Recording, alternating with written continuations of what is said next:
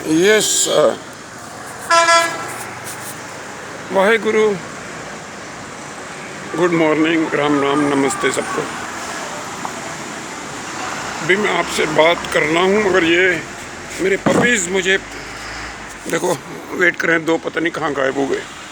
थोड़ी धूप निकल आई है ना, इट्स सनी डे, तो इसको ज़्यादा भूख लगती है। दूसरा इसकी तबीयत ठीक नहीं थी, तो इसको पहले मिल्क डाल लूँ फिर मैं आपसे बात करता हूँ। ये लो बेटे, आ जा आ जा, ये लो,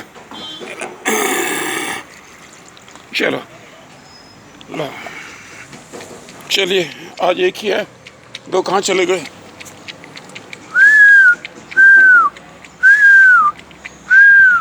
वो विसल बजाता हूँ तो आ जाते हैं। ऐसा करता हूँ, इसको थोड़ा लेने देता हूँ और फिर आधा उठा के, बस इसका शेयर हो गया, 1/3 इसने ले लिया। अब इसको मैं बचा के रख लूँगा बाकी दो के लिए। ये ऊपर रख लेता हूँ, ये ऊपर रख लूँ मैं। Okay, now I will start my talk. अभी मैं बातचीत शुरू करता हूँ। For last 2 days, Saturday Sunday specially, आज तो मंडे है, so I have been getting whole lot of queries. बहुत क्वेरीज हैं मेरे लिए, बहुत क्वेरीज हैं। काउंसलिंग करता रहता हूँ, चेयर्स अंदर भी रखी हैं, शुरू कर दी है मैंने, अपनी ट्रेनिंग चालू हो गई है। और प्रॉब्लम यही है कि लोगों को ज़बरदस्त एक मार्केटिंग की हैबिट पड़ी हुई है, रिसीविंग या गिविंग एंड।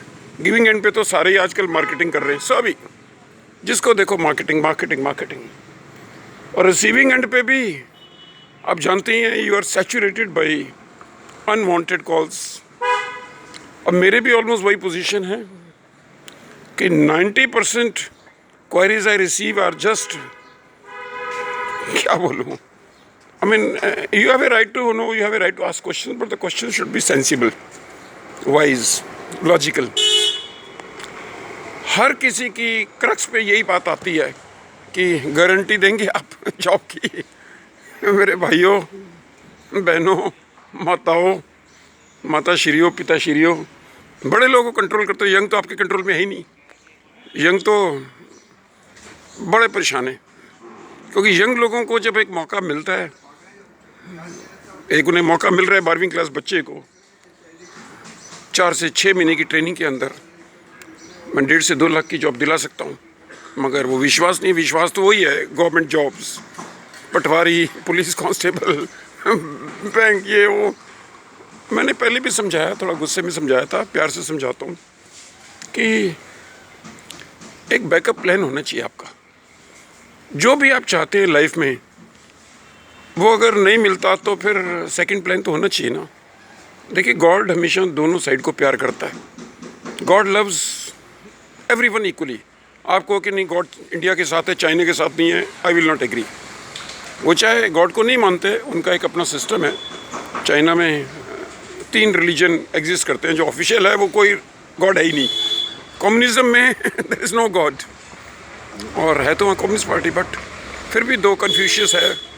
और तो मैं गॉड का आपको एक रिश्ता बता देता हूँ आपके साथ कि गॉड एक मेरे हिसाब से संज्ञा नहीं है, नाउन नहीं है, क्रिया है, क्रिया, गॉडली एक्टिविटीज़।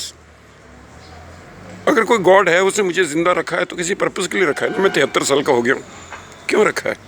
गॉड शायद मेरे थ्रू यंग लोगों की कुछ गाइडेंस चाहता है मिले। माँ बाप नहीं चाहते, उनको आदत पड़ चुकी है बड़ी बिल्डिंगें, जिसको मैं ऑलमोस्ट अब माफिया के तो एजुकेशन माफिया बन चुका है।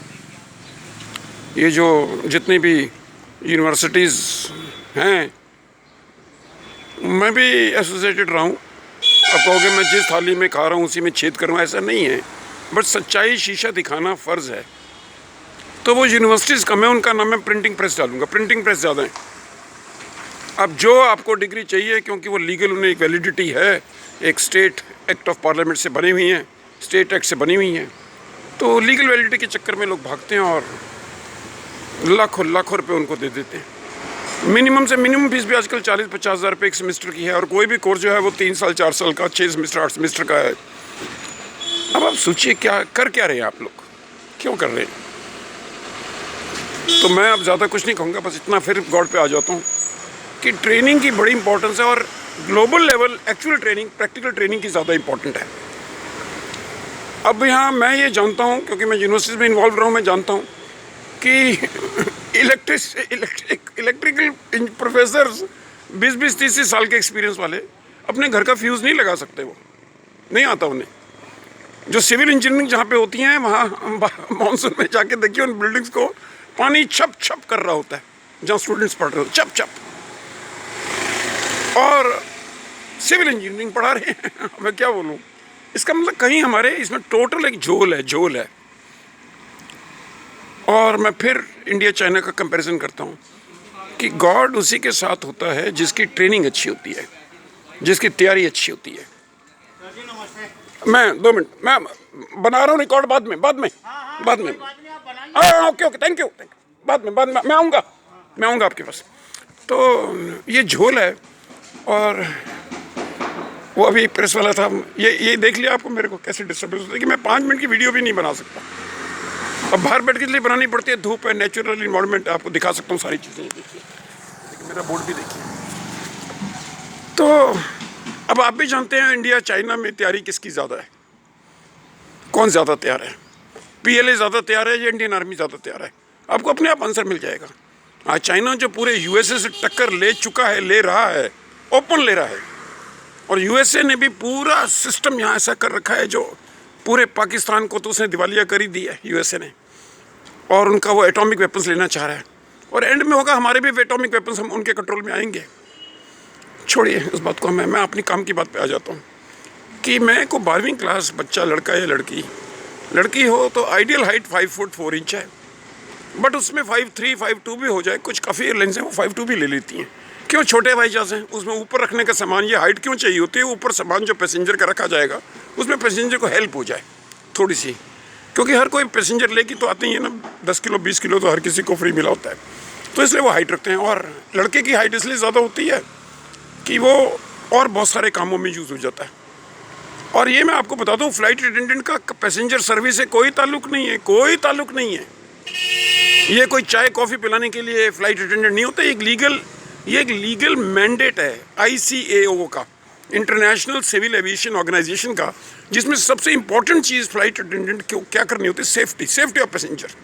कि अगर प्लेन में कुछ गड़बड़ हो जाए, दुर्घटना हो जाए, कुछ भी हो सकता है, एनीथिंग, हाईजैकिंग से लेके सिंकिंग तक, और इंजन खराब, कुछ भी हो सकता है। उस टाइम सेफ्टी से पैसेंजर्स को हैंडल करना ये फ़्लाइट अटेंडेंट की प्राइमरी ड्यूटी है। वो मैं पढ़ाऊँगा, ट्रेनिंग में दूंगा, इंटरव्यू में क्या करना है वो बताऊँगा। मेरा काम नौकरी दिलाना है, गारंटी देना नहीं है। अगर सच बताइए, हाइपोथेटिकली इमेजिन करिए कि मैं गारंटी दे सकता होता तो मैं 16,000 में पढ़ाऊँगा और बाकी कहूँगा सैलरी में देना।